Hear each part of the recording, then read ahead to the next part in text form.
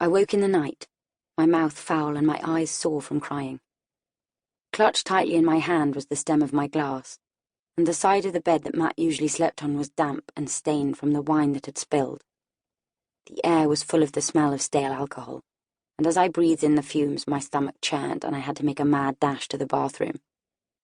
Although I should have expected it and braced myself, I felt a jolt at the sight of my toothbrush alone in the holder.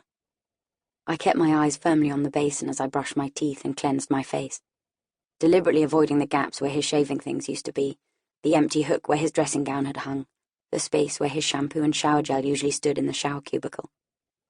I felt different somehow, as though everything had changed, as though I had changed.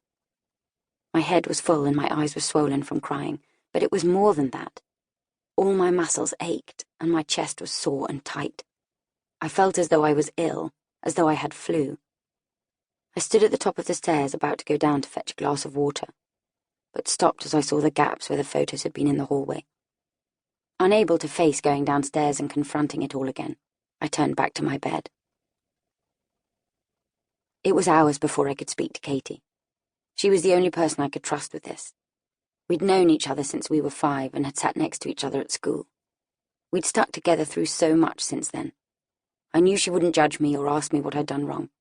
She knew Matt well, too. She knew this was the last thing I would have expected.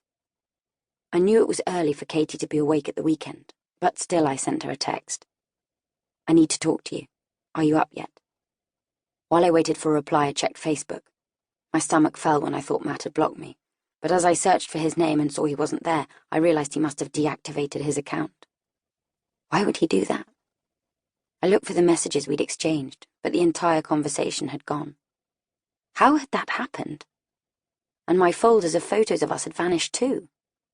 Quickly, I checked Twitter, Instagram, and LinkedIn. I couldn't find him on those sites either. Katie must have had a really late night, because it was over an hour before she replied. I lay there drumming my fingers on the bed, thinking so hard about where he might be that by the time she answered, my head was pounding. Just going round to my mum's. Call you later? I couldn't help it.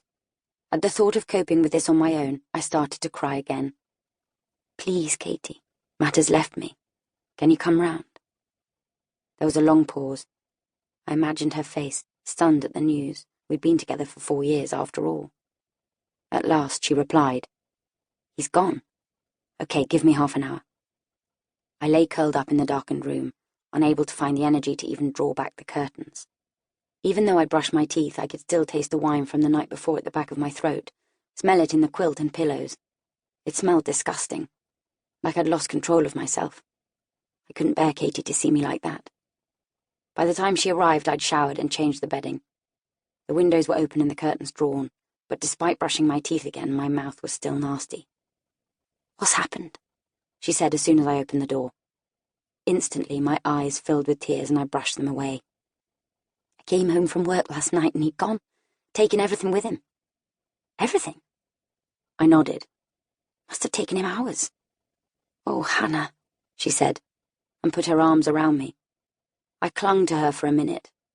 I could smell her warm, sweet perfume, feel the slick of her lip gloss against my cheek as she kissed me.